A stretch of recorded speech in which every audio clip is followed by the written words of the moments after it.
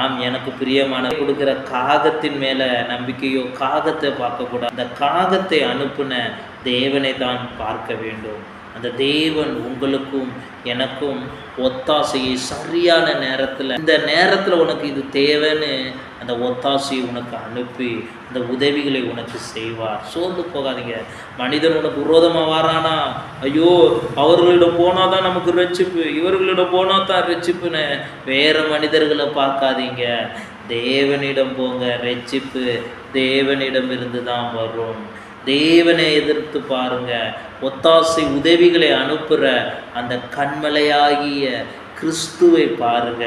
நிச்சயம் உதவிகள் வரும். மனிதர்கள் மந்திரங்கள் செய்கிறாங்களா, இந்த மந்திரத்துக்கு விரோதமாக இருக்கிற தேவனிடம் ஒத்தாசையை பாருங்க. அவர் நிச்சயம் அதிலிருந்து ரட்சிப்பார்.